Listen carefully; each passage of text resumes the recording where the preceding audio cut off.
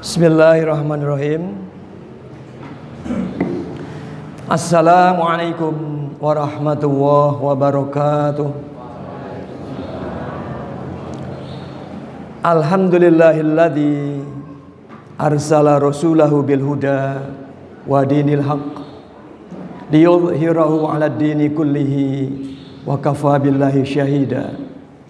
Asyhadu an la ilaha illallah wahdahu la syarikalah wa asyhadu anna Muhammadan abduhu wa rasuluhu la nabiyya ba'dahul mustafa. Wassalatu wassalamu ala nabiyyina Muhammadin wa ala alihi wa ashabihi wa sahbihi ajma'in wa la hawla wa la quwwata illa billahil aliyyil azim. Amma ba'd. Faya ayyuhal hadirun rahimakumullah. Wa qala Allahu ta'ala fi kitabihil karim, a'udzu billahi minasyaitonir rajim. Laqad khalaqnal insana fi ahsani taqwim, thumma radadnahu asfala safilin. Illal ladzina amanu wa 'amilus solihati falahum ajrun ghairu mamnun. Al-ayah. Hadirin ibu, bapak, adik-adik, saudara yang kami hormati, segenap jamaah pengawasan kuliah subuh Safar Ramadan 1443 Hijriah di Masjid Al-Istiqomah yang dirahmati Allah. Monggo kita rumiyin sarengan bersyukur teman-teman Allah Subhanahu wa taala atas segala limpahan karunia-Nya. Sampai detik ini Allah masih memberikan kita keteguhan iman Islam, memberi kita badan yang sehat dan kesempatan, sehingga oleh karenanya Allah mempertemukan kita di tempat yang mulia ini bersama-sama untuk mempelajari, mendalami, dan insya Allah mengamalkan ilmu-ilmu Allah yang terkandung dalam Al-Quranul Karim. Harapan kita adalah semoga hadir kita di sini hadir yang manfaat migunani untuk diri sendiri, keluarga, masyarakat, bangsa dan negara kita. Yang kedua, salawat dan salam semoga tetap tercurah atas junjungan kita Nabi Muhammad sallallahu alaihi wasallam, kepada ahli baitnya, para sahabatnya, dan semoga mengalir pola pada kita selaku umatnya yang ittiba' pada jalan beliau ila yaumil qiyamah. Amin ya rabbal alamin. Bapak Ibu rahimakumullah, alhamdulillah pagi hari ini kita sudah memasuki insyaallah hari yang ke-10. Laras nggih? Kula apal dengan apal saya. Semoga adalah kita puasa yang sudah kita jalankan Allah terima dan sunah-sunah dalamnya, serta hari yang masih tersisa 20 hari ke depan insyaallah kita semua diberikan Allah kekuatan iman Islam sehingga bisa merampungkan dengan sebaik-baik penyelesaian. Pada pagi yang cerah ini, pimpinan cabang Muhammadiyah Indonesia dengan saya amanat untuk memberi kajian kuliah subuh. Judul yang saya pilih insyaallah menarik. Menika akal fikiran harus tunduk pada Al-Quran. Sebuah kajian yang luar biasa insya Allah. Waktu ini pun insya Allah mencukupi, sehingga secara singkat nanti meskipun judulnya rodok dhuwur, tapi tak sampaikan dengan bahasa yang sederhana sehingga kita semua memahaminya. Tapi Allah luar biasa menciptakan hambanya, terutama manusia. Allah katakan di sana, kami yang menciptakan manusia dengan sebaik-baik penciptaan. Dan ini bisa kita rasakan masing-masing, betapa tubuh ragawi jasad yang Allah ciptakan ini luar biasa dahsyatnya. Diawali dari paling atas saja, misalnya rambut kita, sama-sama rambut.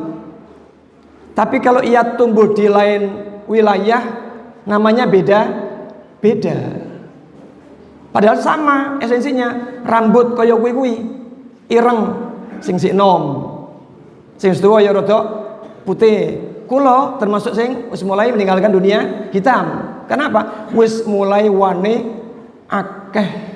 Alhamdulillah, inilah utusan maut yang Allah kirim pada hambanya. Berupa apa? Uban yang berjibun di kepala kita. Rambut teng sirah. Rambut itu oke, rambut sirah wi. Nek wis putih dadine uwan. Mandap sithik alis. Mandap sithik apa nih? Mboten ra niki yo. Idep. Ya, Pak mau idep angel kula. Idep niku nek artis-artis disambung nggih. Nek warga Muhammadiyah ora usah nyambung. Haram. Mantan dadak sambung nggih. Nyuwun izin dukun mantene. Karena kita orang Muhammadiyah yang ngajinya luar biasa lewat HPT, mboten dukun. Mboten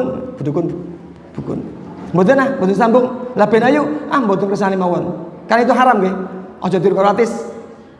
Medun sithik brengos kan Jawa niki. Medun sithik jenggot, medun sithik simber, cukup aja sebut meneh. Mau kalau luar biasa ya, dan tata letaknya luar biasa, beripat yo simetris, orang dia sithik boten murub kabeh HP ya Allah ya Rabbi, tutuk yo ombone dik piye sakmene iki ora ono sampe baplang ora ono, kuping yo ngepas ngoten iki, irung bolonge yo mengisor ya, nek menduur piye ya Allah, Masya Allah. Tangan, kaki simetris, nggak ada yang kepanjangan sekian senti Pak. Punya saya kok rada anu ki, dawa ki, ndak ada. Itulah ahsani taqwim dalam surat At-Tin. Okay. Ayat ke-4. Allah ciptakan kita manusia ini dengan bentuk yang sebaik-baiknya.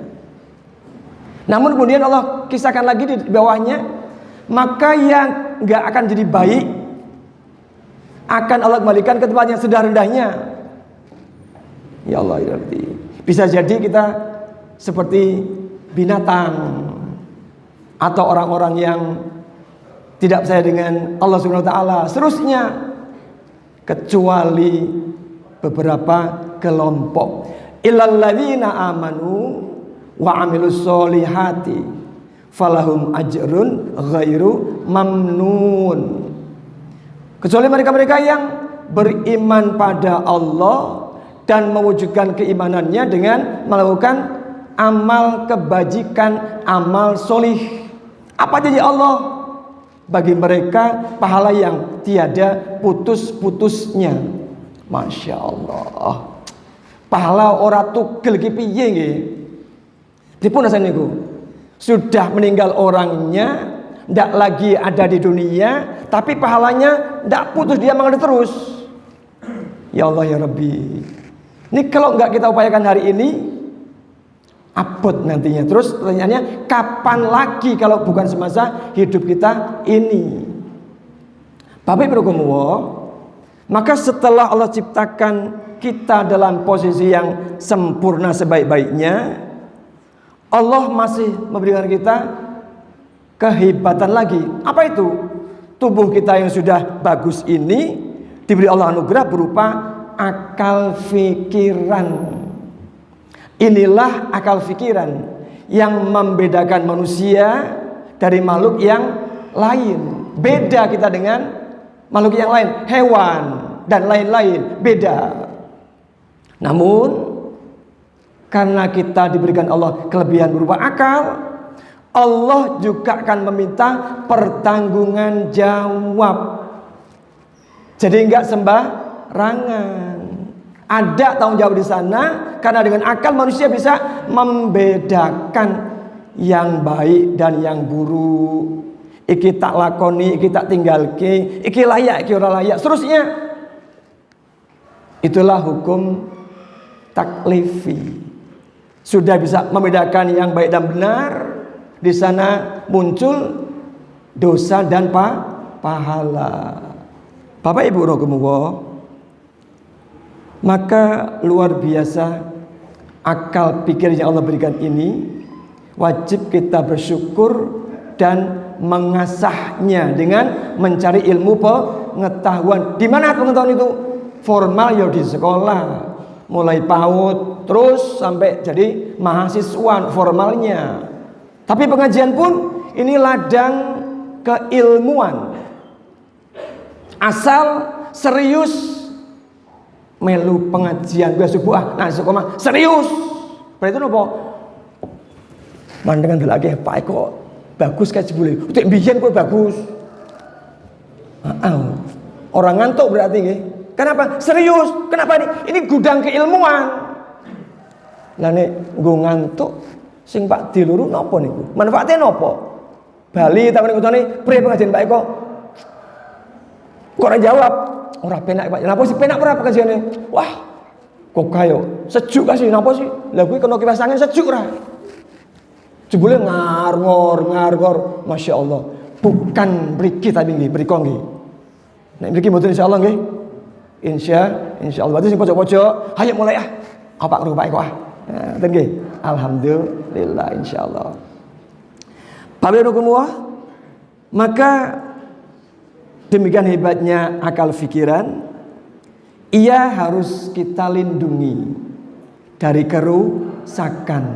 Apa saja. Tubuh kita ini pun sama. Kita openi, kita rawat dengan sebaik-baik openan perawatan. Apa misalnya? Tidak merokok nggih, salah satu di antaranya. Timut-timut nggih, utamanya warga Muhammadiyah. Fatwa Majelis Tarjih Tajdid PP Muhammadiyah tahun 2010 sudah menfatwakan haram merokok bagi warga Muhammadiyah. Jawab kita dengan bahasa Al-Quran, sami'na wa ata'na. Masya Allah. Siap untuk meninggalkan larangan tersebut. Kenapa? Dasarnya jelas. Merokok satu sisinya di dalam kajian Islam adalah perbuatan dolim. Kita tahu itu. Kenapa dolim? Wis jelas kita ini butuh tubuh yang prima, sehat, bugar. Kok dengan sengaja kita berikan asupan penyakit? Nikotin racun yang ada di tembakau itu. Kok sengaja kita mengkonsumsinya? Bukankah itu zalim namanya? Dan pemerintah pun pro dengan fatwa tarjih ini. Apa buktinya? Lihat di rokok. Baliknya itu tulisan itu. Rokok membunuhmu. Ming kadang-kadang nek perokok itu mosone rodok ngaelan. Ki terusane opo iki? Tak etok. Apa ora? Awak aku dhewe. Kadang loro aku watuk-watuk dhewe. Duit biar aku dhewe. Kerja payah kok dinikmati ra. Nah inilah omongan maaf orang-orang ngamprul. Orang ngamprul enggak boleh kita inuti. Cukup. Ini pun wajib kita jaga dan kita turunkan pada anak turun kita. Nduk Cahayu anakku, le cah bagus anakku. Gini nih, pedek Bapak, pripun Pak? Pak ngendikan karo kowe, ibu juga mirengke. Siap Pak, kata ibunya. Bapak ki mbiyen berjuang luru, ibumu sing ayu ki berjuang lu. Sak kampung kuwi do ngrebut kabeh. Ayah pemenange iki. Ayo ora ibumu? Nggih ya wong bapak ayah ki pinter. Nah, pas. Sifate sing mulya mau inuti yo, termasuk bapak mau ikuti juga. Pelajaranmu sing apik belajare, persis kaya bapak iki. Siji aja mau peloni apa kuwi? Le, bapak kuwi kadung doyan rokok le. Ngaten nggih. Pernah nggak kita seorang bapak yang berokok ngomong sama anak seperti itu? Kadung le bapak ki ngerokok. Tulung ya le ya. Aja tiru bapak ngerokok iki. Tapi bapak wis mending le, wis rada kurang. Nek pengin tok bapak ngerokok. Jebule pengine ngrentek. Bar buka pengin. Pak Traweh pingin.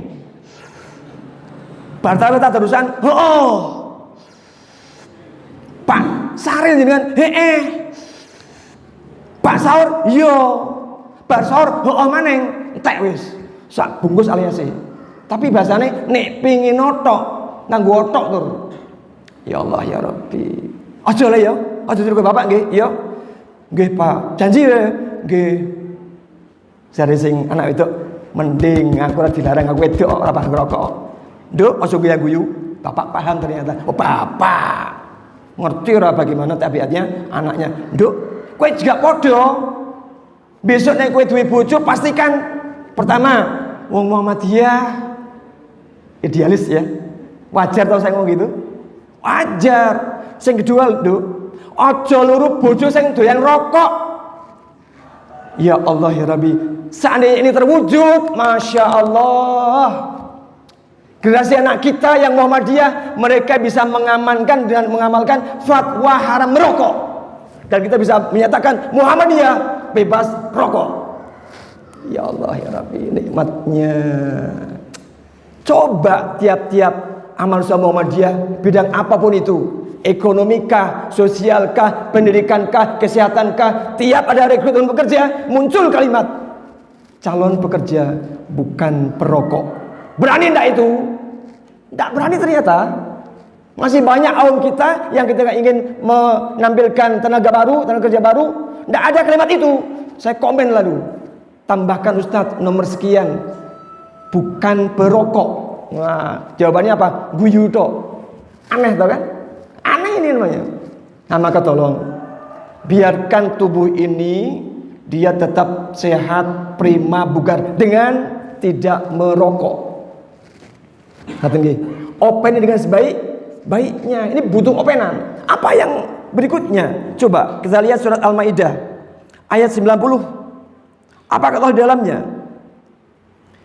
Bisa dijelaskan, intinya adalah wahai orang-orang yang beriman,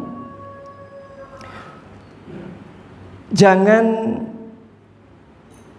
wahai orang beriman, sesungguhnya minuman keras, berjudi, berkorban untuk berhala, dan munasib dengan anak panah adalah perbuatan keji dan termasuk perbuatan syaitan. Maka jauhilah perbuatan itu agar kamu beruntung. Dijaga akal pikir kita ini supaya tetap stabil, sehat, prima adanya. Dengan cara apa? Tadi itu, menghindari minuman khamr, judi, berkorban untuk berhala, seterusnya. Sebab itu perbuatan setan. Agar kamu menjadi orang yang beruntung. Ditambah lagi surat 17 ayat 32, wala taqrabuz zina innahu kana fahisyatan wa sa'a sabila. Dan janganlah kamu mendekati zina, sebab zina itu sungguh suatu perbuatan yang keji dan suatu jalan yang buruk.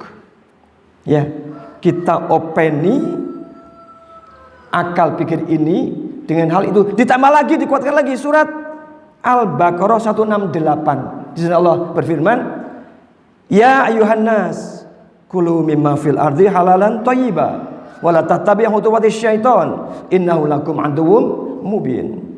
Wahai manusia, makanlah dari apa yang ada di bumi, makanan yang halal dan thayyib, dan jangan kamu ikuti langkah-langkah setan, sebab setan itu musuh yang nyata bagimu.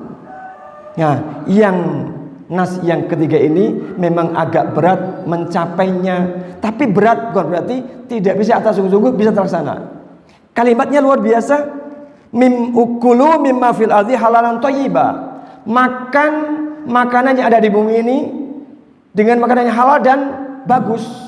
Halal itu maksudnya cara memperoleh barang yang mau kita konsumsi, benar caranya, dengan kejujuran, berbicara apa adanya, negosiasi yang bagus, syariat mendukung. Lalu benda yang kita makan, zatnya esensinya adalah benda-benda yang halal. Kemudian muncul thayyibah, yang baik. Cara memakannya, cara mengkonsumsinya dengan panduan Rasulullah, sambil duduk baca basmalah pakai tangan kanan. Inilah upaya-upaya memelihara akal fikir kita ini. Bapak Ibu Rahimakumullah, mengetahui betapa hebatnya akal fikir kita ini, setelah kita lindungi dengan baik, harus dikuatkan dengan fungsinya. Apa fungsi akal yang utama? Menguatkan, membenarkan firman Allah Subhanahu wa taala dan hadis Rasulullah Muhammad sallallahu alaihi wasallam. Fungsi pertama adalah membenarkan kitabullah wa sunnata rasulih. Quran yang penuh syarat informasi itu dibenarkan oleh akal pikir kita yang sehat. Gimana caranya? Sering taklim dan bertanya pada pengampunya jika kita ragu atau nggak paham pada yang diterangkannya. Upaya ini coba kita gegap gempitakan. Tiap kajian, mungkin kuliah senja, kajian tiap pekan, modelnya ayo dialog interaktif. Jangan biarkan jamaah termangu dalam kesendiriannya. Bisa jadi dia ngantuk atau ngalamin yang lain-lain. Kenapa? Hanya monoton. Coba digelar yang model dua arah. Sehingga apa? Hidup kajian tersebut. Ning yang demikian ya butuh pemahaman yang kuat dari narasumber. Dia harus siap membaca sekian kitab. Jika ada pertanyaan, mau dijawab dengan sebaik-baiknya. Dasarnya ada. Inilah yang pertama. Fungsinya demikian. Yang kedua, membenarkan ayat-ayat Al-Quran meskipun kadang bertentangan dengan akal fikir kita. Contoh nggih, kemarin menjelang Ramadan kita melalui bulan Rajab. Di ujung Rajab, 27 Rajab ada peristiwa penting. Apa itu? Isra Mi'raj Nabi Muhammad sallallahu alaihi wasallam. Dalam benak kita yang namanya Isra Mi'raj betul-betul unlogik. Kenapa demikian? Karena akal pikir kita memang amat sangat terbatas. Bayangkan oleh kita sih, Isra, perjalanan Rasulullah dari Masjidil Haram Mekah ke Al-Aqsa Palestina. Dari Palestina Al-Aqsa naik ke 7 lapis langit ke Sidratul Muntaha, bertemu dengan Allah. Untuk apa? Mendapat perintah sholat 5 waktu. Dan sebelum subuh kok kembali lagi ke Masjidil Haram. Itu dijalankan setelah sholat Isya. Logika mengatakan enggak mungkin terjadi yang demikian. Ternyata nas Quran membenarkan itu. Maka meskipun kita diberi Allah anugerah akal pikiran yang pintar, cerdik, atau mungkin bahasa kita uteke encer, tetap tunduk pada nas Al-Quranul Karim. Jadi sepandai apapun, bahkan kita condong kok, cenderung ya, orang-orang yang pandainya sudah sangat itu, malah dia lebih spesifik. Kita lihat nih, dokter umum itu kan bisa mengobati hampir-hampir semua penyakit. Keluhan apapun pasiennya ada obatnya. Tapi ketika dokter tadi menempuh pendidikan lagi untuk mengambil spesialisasi, spesialis anak, spesialis penyakit dalam, spesialis jantung, seterusnya, maka dokter itu hanya menerima penyakit-penyakit tersebut. Seorang spesialis jantung ketika datang pasiennya dengan keluhan penyakit mata, dia akan jawab, jawabannya, Bapak silakan ke spesialis mata saja. Gitu nggih. Kenapa? Makin spesifik. Beda dengan guru SD. Guru SD itu guru mata pelajaran. Tematik itu menyangkut sekian mapel. Satu tema bisa jadi 4 mapel. Matematika ada, bahasa Indonesia iya, IPS muncul, IPA-nya Bu ada. Tapi oleh guru tersebut terangkum dengan baik. Tapi ketika masuk jenjang SMP SMA, beda lagi.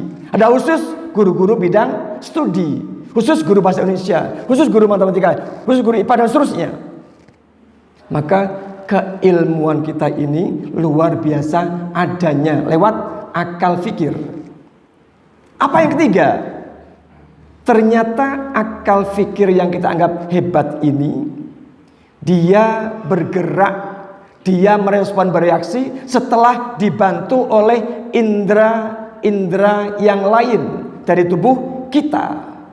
Misal saja, mata kita melihat tulisan lukisan Asmaul Husna. Mata dulu nih.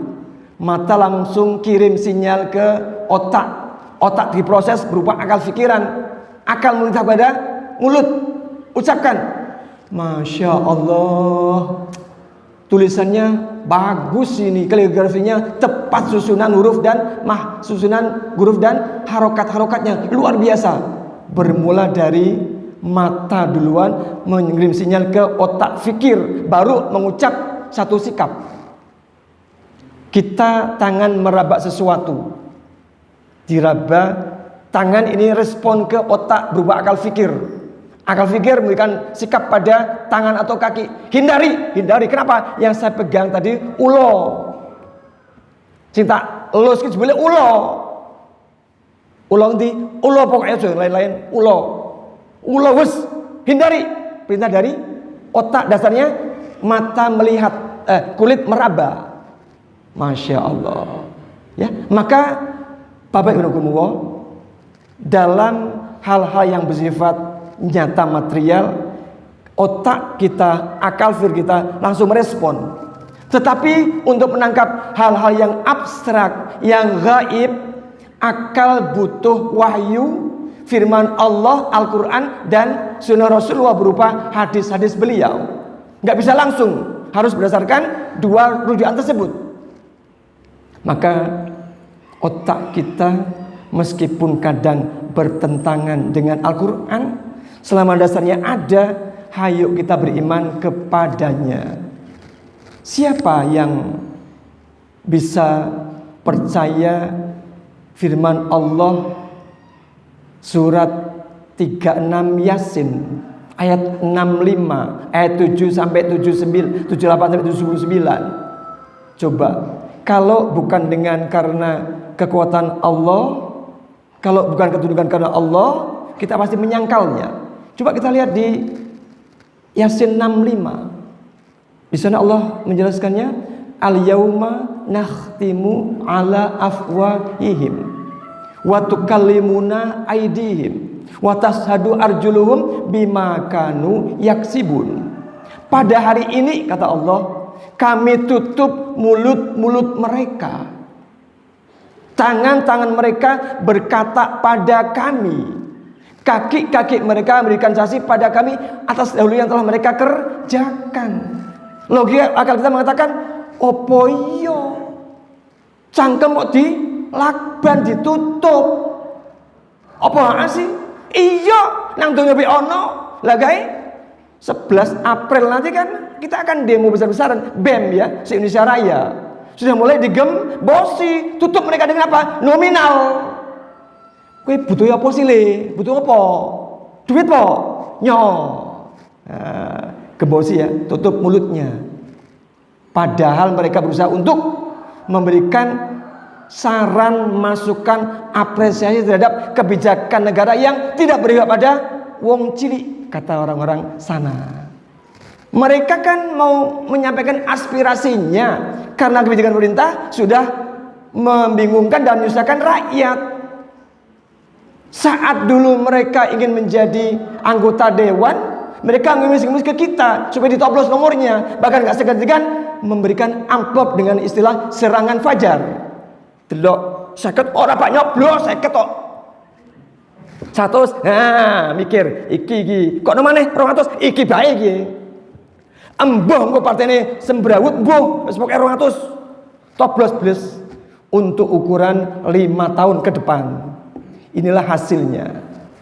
Jangan salahkan mereka. Dulu mereka waktu mau jadi dewan modalnya lah entek-entekan. miliaran. Maka mereka berusaha untuk apa? Mengembalikan modal minimal itu. Lalu apa ya ono sambirane. Allah ya Rabbi. Harusnya ketika rakyat bermasalah karena kebijakan yang kurang berpihak rakyat, mestinya anggota dewan tadi muncul di depan. Oh iya, itu dapilku itu. Ada apa, teman-teman? Apa keluhan kau ini? Sampaikan oleh mereka, kita cakap, oh iya, bagus. Yang digenjot kok masalah kenaikan harga bensin, pertamax, nanti pertalite seterusnya, solar yang langka. Ketemu sama siapa? Ketemu sama Menteri ESDM. Kok bermasalah dengan pertanian, harga bibirnya demikian mahal harganya, ketemu sama Menteri Pertanian. Seterusnya, kok bermasalah kabeh menterinya? Presiden kita temui, orang nemui rakyat. Justru rakyat yang mau menyelesaikan seperti dengan damai, tanpa senjata, berhadangan dengan aparat-aparat penegak hukum, tentara, polisi, di mana mereka lengkap senjatanya. Yuk kita kalah toh, berdarah mesti kita ini. Harusnya apa? Direspon jangan low respon lambat, bahkan nggak datang sama sekali. Ini masya Allah. Minimal kita yang di sini mendoakan perjuangan teman-teman kita di Jakarta 11 April 2022, harinya Senin ya. Doakan minimal. Kenapa? Kita nggak kesana kok, nggak repot kita, duit nggak keluar, tenaga kita tenang, gitu. Minimal kita doakan mereka supaya apa? Lancar usaha untuk mengingatkan pemerintah kita dengan judul pemerintah kardus yang digembok. Ya, digembok waktu itu, waktu pilpres kemarin itu. Kardus yuk digembok lah ngopo sih? Kardus yuk dibuka tangan baik gampang kok. Nek dulu itu digembok pantas. Kenapa? Tempat kartu suaranya kan dari besi. Wajah digembok. Kemarin kok kardus digembok? Macam mana ini? Ya Allah ya Rabbi. Ya. Nah, maka banyak kali ayat yang kadang-kadang dicerna masuk akal, tapi hanya jelas. Ayat 65 tadi. Opo yo sih? Ditutup krep. Bar kuwi tangan ngomong. Sikil udah bae melu-melu ngomong. Apa iya? Logika enggak masuk ya? Tapi Nas mengatakan kita harus tunduk akal yang pandai ini. Tunduk, oh iya benar, dengan keimanan. Apa berikutnya? 78, 79-nya. Qala mahyuhil idhama wa hiya ramim. Mereka berkata, sopo sing pak nguripke balung-balung sing wis hancur, wis mati sekian ribu tahun yang lalu. Sopo? Allah menjawab, qala yuhyil. Apa itu? Qul yuhyilladzi ansha awala marrah wa huwa bikulli khalqin alim. Allah menjawab, kami yang menghidupkan tulang belulang itu, kamilah yang menciptakan kali pertama makhluk itu, dan Allah Maha mengetahui segala makhluk. Lagi-lagi orang buang akal ki. Mosok kaya kuwi sih wis dadi balung kok kaya bisa isi utuh dan gone berbangkat pericarane. Nanti di bab lain pas menjelaskan tentang bab akidah hari kiamat, di sana muncul bagaimana Allah menghidupkan, membangkitkan manusia lewat apa?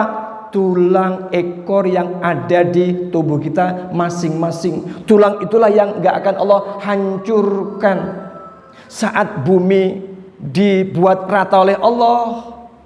Seperti penjelasan dalam Al-Ghasyiyah itu, bagaimana bumi dihamparkan. Tadinya kita lihat bumi itu bulat, globe, macam bola kaki, lalu tiba-tiba dihamparkan. Tentu yang kita pijak itu adalah bukan bumi yang seperti kita pijak hari ini, sudah berbeda. Kemudian Allah mengeluarkan semua beban-beban bumi, metu kabeh. Lihat di surah Al-Zalzalah, wal ardu athqalaha. Bumi mengeluarkan segala bebannya, metu kabeh. Sehingga hari itu bumi kosong tanpa beban, yang ada adalah manusia. Nanti kelanjutannya itu pas hari kiamat di rukun iman yang ke-5. Maka bapak ibukumullah enggak masuk akal kok kaya kuwi. Isra Mi'raj orang berakal. Tadi tulang berulang udah hancur, bangkit orang berakal maneh. Tapi nas jelas kita wajib mengatakan sami'na wa ata'na. Kami dengar yang seperti itu, kami taat akan penjelasan yang ada. Ya Allah ya Rabbi. Dan masih banyak yang lain. Maka akal pikir kita ini hayu tundukkan pada bahasa Al-Quran, bahasa Allah Subhanahu wa Ta'ala. Apalagi yang lain misalnya. Mosok sih Rasul mengatakan rakaatul fajri khairum min apa?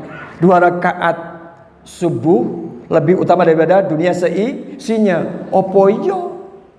Gitu ya. Opo asih sak dunia seisinya dibanding dengan 2 rakaat sebelum subuh. Karena itu nas, lakukan, ketaatkan yang dimunculkan. Lagi ya, hadis lagi menjelaskan, ternyata sholat Isya berjamaah di masjid dilakukan ikhlas karena Allah. Apa kata Rasulullah? Ia melaksanakan sholat tatawu atau sholat sunnah separuh waktu. Coba bayangkan, bapak ibu yang biasa sholat Isya bersama di masjid, lanjutkan kebiasaan itu. Karena ternyata kita melaksanakan sholat sunnah separuh malam. Di maghrib sampai jam 12 mengi kita sholat. Apa nang dengul ora teng kremut nggih. Wong jak tarawih 11 subuh kagian Rasulullah nggih. Allahu Akbar. Alif Lam Mim. Dzalikal kitabu la raiba fi hudal lil muttaqin. Makmum wis mulai. Asmah Al-Baqarah wis bayangke 286. Kok aduh temen bayangkane. Ciloko nggih. Wis ora. Wis 10 ayat. Allahu Akbar. Alhamdulillah 10 ayat tok. Masuk rakaat kedua, baru Fatihah rampung, lanjut. Lah kok terus? Iki salat apa Rasulullah ki arane iki? Ya Allah ya Rabbi, jak salat rakaat pe, aduh. Angel bekah-beku kan sih. Imam Syafi'i, oh Pak Eko ya bener ah. Aduh, tak ditanya ah, pokoknya malam iki Pak Eko ki. Aku ora Pak, nah, lurus lihat Pak. Allah ya Rabbi. Ternyata apa rahasianya? Selama ini jamaah di tempat itu nggak pernah diajak imamnya sholat tumak nina. Ini masalahnya. Ternyata imamnya itu masih berkawan dengan Valentino Rossi. Siapa gue? Pembalap. Lah kok jadi imam? Yo kayak temannya itu. Bat.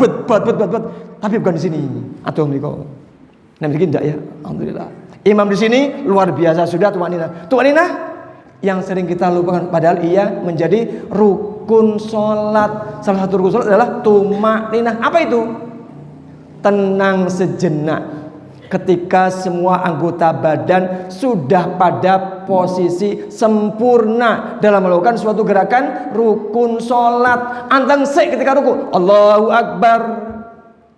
Antang rumien memastikan kaki kita sudah lurus ke arah kiblat, tangan dua ini memegang lutut kita punya ini, lalu punggung kita lurus, nembe dongo. Nek perkara dongo nih, kalau sami jenengan sama warga dia sami. Subhanakallahumma rabbana wa bihamdika Allahumma ighfirli. Yakin udah bakal beda. Ming bedanya tumak ninah yang didahulukan. Serep antang sik. Nembe maos doa ruku. Kata niku iktidal. Sami Allahu liman hamidah. Wes dinyatakan lurus. Nembe ndonga iktidal. Sujud, memastikan dulu 7 tulang tubuh kita sudah nempel di tempat kita sujud. Berupa batuk plus hidung 1, 2 telapak tangan, 2 lutut kita dan 2 jari jemari kaki kita. Temukan yang belakang dirapatkan, nembe maos doa sujud. Pripun doane podok karo bacaan ruku tadi. Sama sebetulnya. Bayangkan kalau tumaninah menjadi bagian dari sholat kita, nyaman yakin. Maka tolong, ini juga imbauan untuk imam-imam pokok ya. Tunjukkan tumaninah dalam sholat engkau. Jangan main di luar itu. Tunjukkan itu apa? Ini rukun sholat. Rukun itu apa sih? Amalan yang harus dikerjakan saat melaksanakan amalan tersebut. Contoh konkret ya, ketika ada sebuah perhelatan hajatan pernikahan, hari itu jam itu calon pengantin putri sudah siap di rumahnya. Si bapak memanggil tamu-tamu untuk saksi pernikahan. Pak Lebe sama Pak Pengulung pun rawuh. Kemudian calon pengantin putri sudah siap. Pada jamnya wis mulai diteni wis jam semene iki kang lakok manten lanang kok ora teko. Nisi tak bele. Oh, maaf, pulsa Anda tidak mencukupi. Waduh, tuku pulsa ra, dene cukup. Bel mana yang nggo HP-mu nduk? Sami mawon, Pak. Apa ono HP sing muni sami mawon? Ora ono. Maksudnya podo, Pak. Oh iya. Wis. Ha wis. Priye iki? Ora dadi napa sih? Manten sisine teko sing lanange yo. Batal pernikahan, Pak lebih kondur, Pak KUA nggih ngantor, yang menjahit juga pada pulang semuanya. Bayangkan, pernikahan batal hari itu. Ya Allah, ugi ketika pergi haji, wis ONH plus dari Indonesia naik pesawat ke Jazirah Arab, Mekah, Madinah. Di Mekah wis tekan kono, wis ihroman, sa'i gelem. Tapi donge balang jumroh wegah, tawaf nolak. Batal hajinya. Kenapa? Rukunnya nggak ditunaikan. Itu juga sholat. Ketika rukun nggak ditunaikan, batal sholatnya. Maka pernah saya sampaikan, bagaimana seorang tua di zaman Bani Abbasiyah, orang yang sangat tua, ditanya oleh seorang pemuda, wahai kakek, berapa usia kau selama ini? Sampai hari ini. Si kakek menjawab, 10 tahun usiaku. Sang pemuda duduk dugal. Nek bahasane kita, Mbah, aku ki takon tenanan, Mbah, sampean umure piro saiki iki? Jawab lagi, umurku memang 85 tahun le. Ning aku baru merasakan sholat tumaninah 10 tahun terakhir ini. Masya Allah Bapak Ibu. Usia 85 tahun baru merasakan sholat tumaninah baru 10 tahun terakhir ini. Bayangkan oleh kita. Lalu bagaimana dengan masing-masing usia kita ini? Sejak kapan kita sholat dengan cara tumaninah? Ngaten nggih. Maka perbaiki mutu sholat kita masing-masing. Bapak Ibu kumuwah, maka kadang kita menolak suatu perintah yang menurut ukuran kita ora pas kira akal pikirku ki. Mosok kaya kuwi wong salat isya jamaah kok sama dengan laksana salat sunah separuh malam. Apa iya sih? Lihat hadisnya, oh bener. Disambung salat subuh berjamaah di masjid dengan laksana Allah. Apa kata Rasulullah? Iya laksana salat sunnah sepanjang malam. Masya Allah. Berarti sejak maghrib sampai waktu subuh sholat ora tugel, ora putus, ora mendek.